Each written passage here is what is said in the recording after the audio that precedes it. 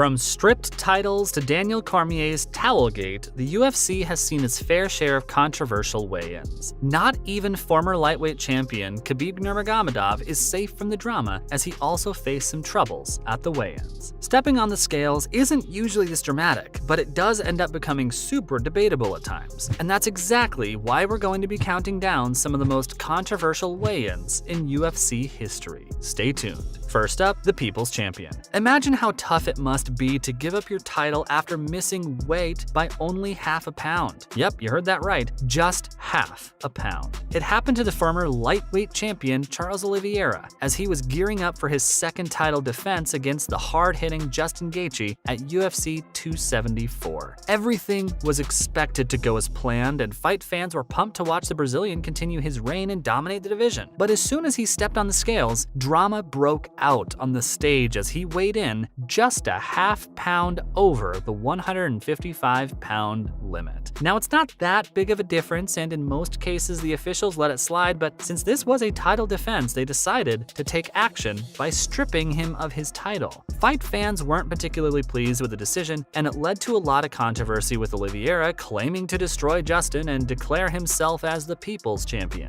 In an epic matchup and with less than 2 minutes left in the first round, Bronx managed to subdue Gaethje to win the fight. Unfortunately, Oliveira couldn't lift up a belt since it was taken away from him, but he did get an immediate shot at the vacant title by Uncle Dana to make up for the drama. Oh, and that's not all. He didn't just give up the title, but also had to forfeit 30% of his earnings to fight. Talk about having a bad day. Next, the dark side of Khamzat. UFC 279 was controversial even without a messed up weigh-in, and that's mainly because of the Khamzat Chimaev versus Nate Diaz fight. Fans, fighters, and analysts came down hard at the UFC for scheduling what was perhaps the most mismatched fight in the history of the promotion. Fight enthusiasts actually thought this was Dana's sick way of giving Nate a disrespectful send-off, as it was the last fight on his contract. Call it luck or a controversial weigh-in, but the Chechen Wolf ended up missing weight by an astonishing 7.5 pounds. You heard that right, people. He missed weight by almost 8 pounds, forcing the UFC to switch up the entire card to save the event. Nate ended up fighting and winning against MMA veteran Tony Ferguson, while his former opponent, Khamzat, dominated Kevin Holland to secure his 6th consecutive victory. But the thing which makes this weigh-in controversial is how Khamzat reacted to the blotched weight cut. It looked like he couldn't care less, and when the arena started booing him for putting the event in danger, all he did was smile and show them the middle finger as he walked off stage. A lot of fans thought he missed weight on purpose because he didn't want to fight Nate, with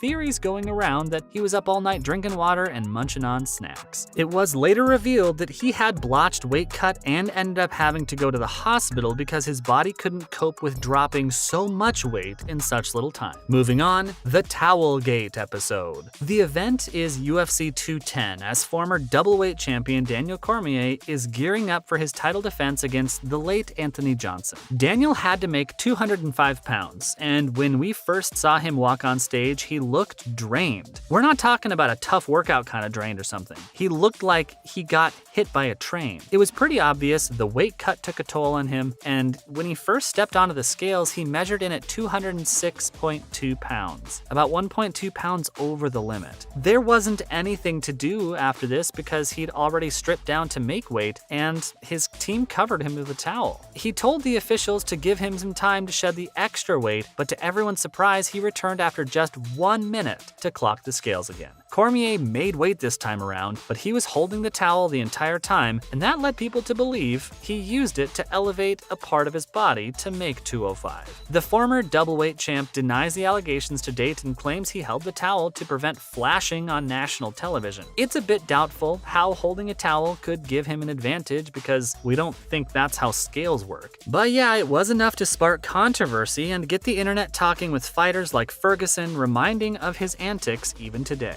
There should have been an episode of Mythbusters on this where they try to see if holding a towel really does help you weigh less on a scale. Now for Khabib Nurmagomedov's insanely quick weigh-in. Remember how long the weigh-ins for Charles Oliveira, Daniel Cormier, and Khamzat Chimaev lasted? The officials wanted to be sure they weren't making any mistakes, but we're not really sure what happened at the weigh-in for UFC 254. It was his last dance against Justin Gaethje, and while the former lightweight champion never missed weight in his entire career, this one was a bit controversial. He walked out on stage, stepped on the scales, and bam, in under 4 seconds, the Eagle was declared eligible to fight. We're not even joking, guys. Officials only needed 3 seconds to determine if he was the appropriate weight for his fight. Fans completely lost it, with one of them claiming the scales needs way more than just 3 seconds to calibrate and show the appropriate reading. Another fan said they saw the lever move up before the official quickly slid it back to 155, indicating he'd made weight. We're not sure about this one, guys, and we're not saying the UFC and Khabib cheated, but maybe they just let it slide because it was his last battle. Again, this does not make it okay for officials to be letting him fight over the limit, but we think he was a bit overweight for this one. He's never talked about it, ever. The MMA world to date believes they let it slide because, well, he was a household name, undefeated throughout his career, and with a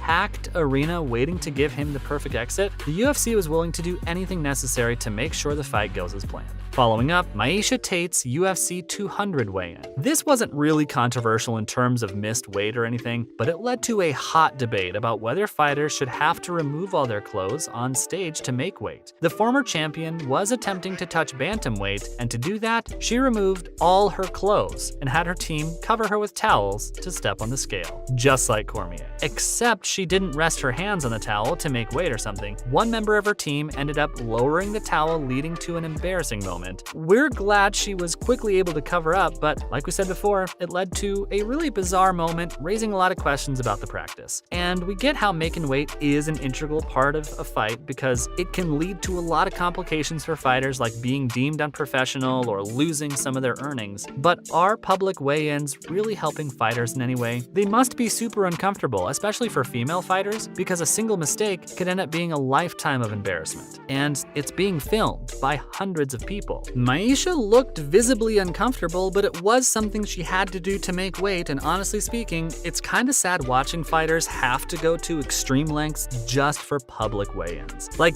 would it be better to hold it backstage with a camera focusing on the scale? There's also been a lot of debate about whether digital scales should be used to avoid the long calibration time, but at the end of the day. Up next, an accident on the scales. UFC women's bantamweight Julia Stoliarenko had a severe accident on the scales as she fainted not once but twice during the weigh-in. The former Invicta FC champion was gearing up for her second fight at the UFC, and just as Julia was about to step on the scale, she collapsed and hit the hard floor. The team surrounded Julia, and the officials had to call out a doctor to examine her. She was on the floor for a good minute before getting right back up, telling everyone she was all right and making weight. But right as she stepped off the scale, she collapsed again, and the officials weren't taking any risks. She was carried off stage on a stretcher, with the UFC canceling her fight. Julia later said the fainting wasn't because of the weight cut, since it was probably the easiest of her entire career, but the fact that she said it so quickly caused a lot of issues. And in case you're wondering what losing weight quickly can do with the fainting, well, when you're done shedding the majority of weight, you gotta get rid of all the water.